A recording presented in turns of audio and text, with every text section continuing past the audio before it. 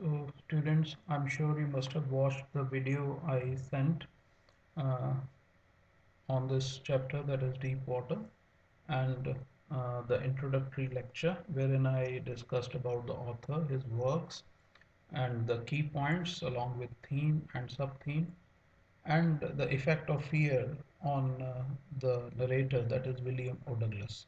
And there I also discussed with you that it is an autobiography, the life story written by a person himself, means his own life story. So today we'll start with textual explanation of third chapter, that is deep water.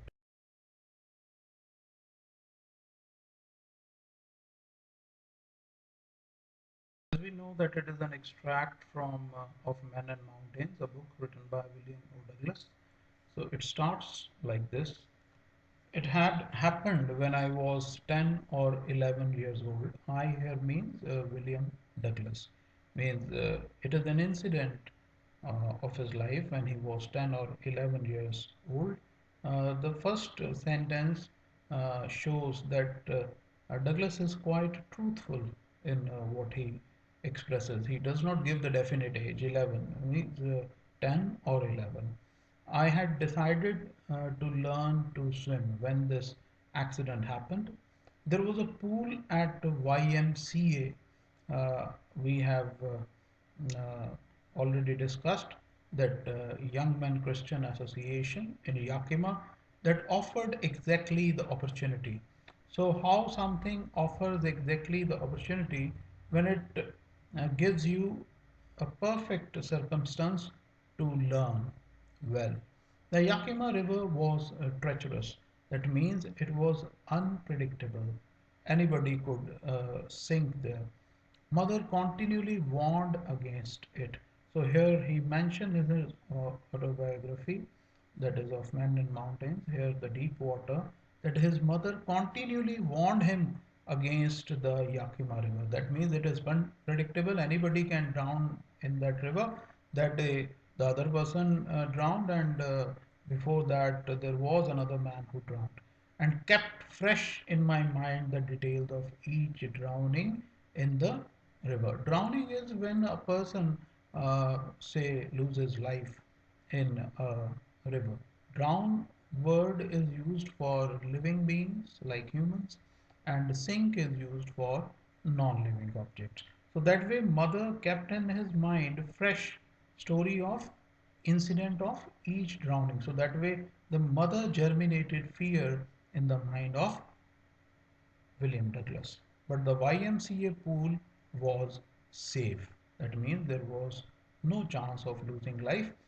Why? It was only 2 or 3 feet deep at the shallow end. In where it was less deep, it was just 2 3 feet deep. And while it was 9 feet deep at the other. So this was the physical structure of the pool. The drop was gradual, slow. It is 2 3 4 5 and so on. It was not 2 3 and then 9. I got a pair of water wings. Water wings are generally worn by children on their arms and legs, which support them to move or swim in water, and went to the pool, that is the YMCA pool.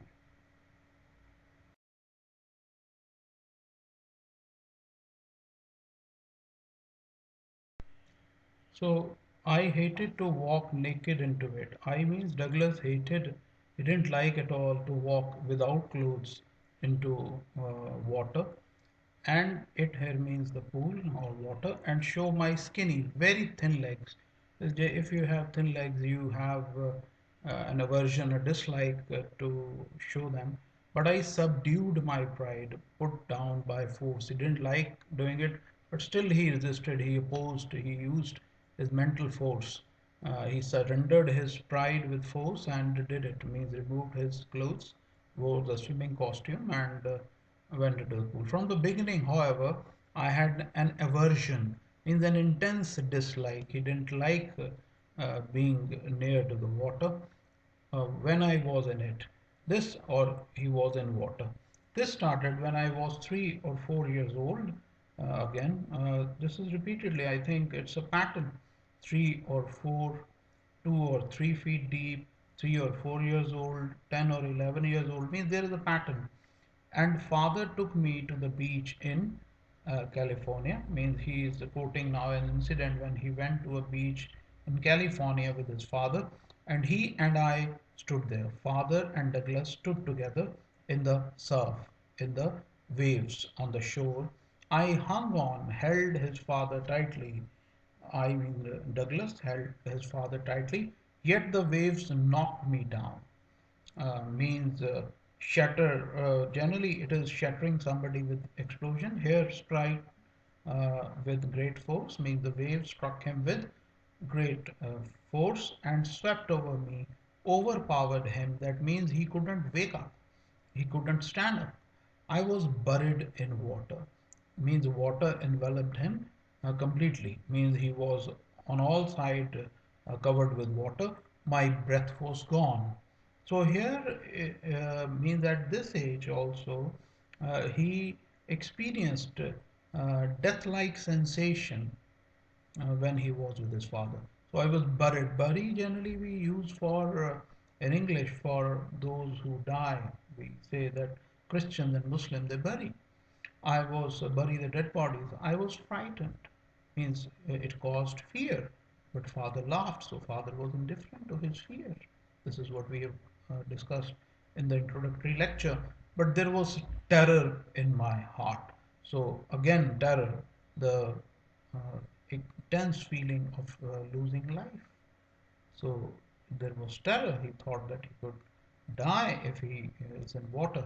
At the overpowering force of the waves, means even if you are standing strongly against water, it can uh, make you fall down, it can control you. Your force cannot overcome the power of water. So, overpowering force, that is what it means.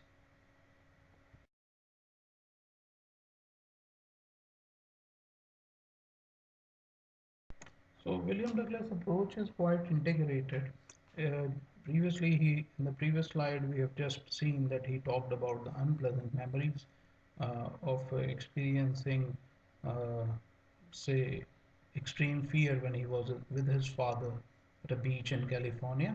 And here, next to it, he talks my introduction to the YMCA pool, Young Men Christian Association pool, revived, brought back to life unpleasant memories and stirred, shook, woke up childish fear, illogical, irrational fears.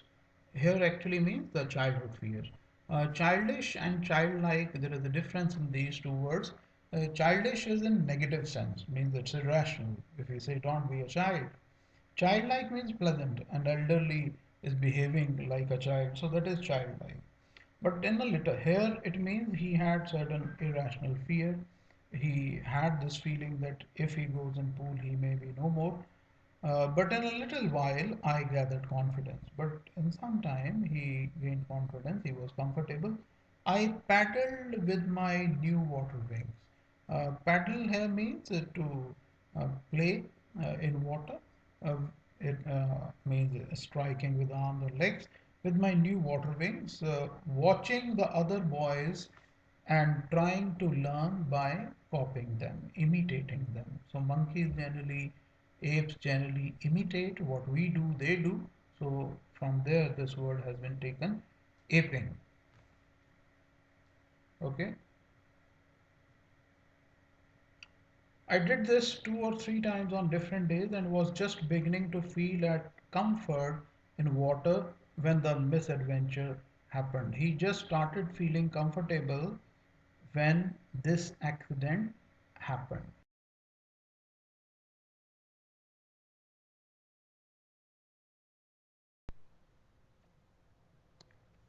Okay, I went to the pool when no one else was there. So I, again, as we know, is the narrator here, and narrator is William Douglas. He went to the pool when no one else was there. That shows his being fearful and cautious. The place was quiet. So this word is pronounced as quiet and not quiet. It means there was no noise at that point of time when Douglas went there.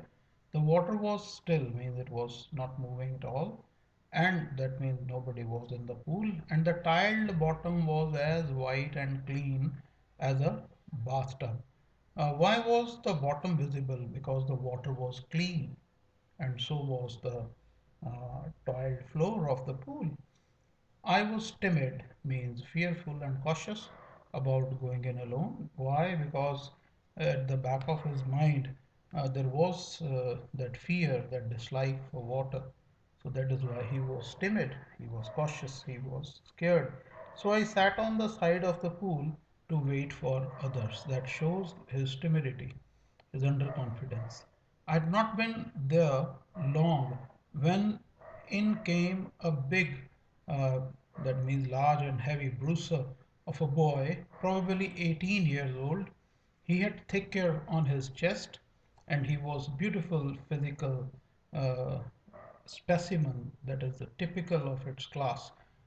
Typical of its class means here if we are to judge somebody or give example of somebody who is very muscular, and we find the best example, so that will be the specimen with legs and arms that showed huge muscles.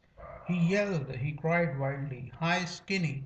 This shows his bully nature. He was calling a skinny on his face, as we don't say a person who is dark complexion to be dark, to be black on his face. That is termed derogatory. How would you like to be ducked, tossed into the pool? So that is his bully nature. He treats other as he wanted. So Douglas was just a child of 11-year-old, and this muscular man was treating him like nobody and taking him for granted.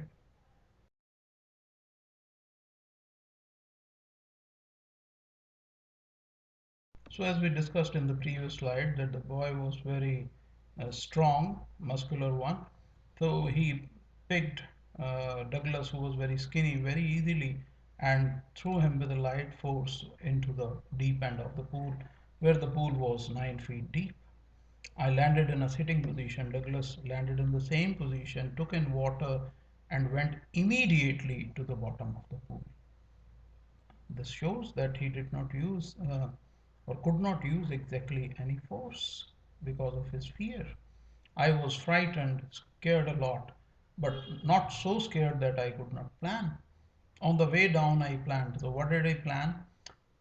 When my feet hit the bottom, means as soon as his feet will touch the bottom, he would make a big jump, come to the surface of the pool of water, lie flat on it, and hit paddle to the edge of the pool, hit with his feet and come to the corner of the pool, and he will be out of it. So this is what he planned. He had not done it earlier, means went to the bottom of the pool and come up. He had seen boys doing it. It seemed a long way down. Those 9 feet were more like 90. Now here he is showing the impact of fear. So the problem increased 10 times, means the 9 feet were now appearing like 90. So this is what happens. So when fear steps in, the strength steps out, and the small problem seems to be 10 times stronger. And before I touched bottom, my lungs were ready to burst. Why? He was swallowing water. But when my feet hit bottom, I summoned all my strength. I gathered all my strength and made what I thought was a great spring, great jump upward. So why did he have to summon all his strength? Because his strength had left him because of the fear.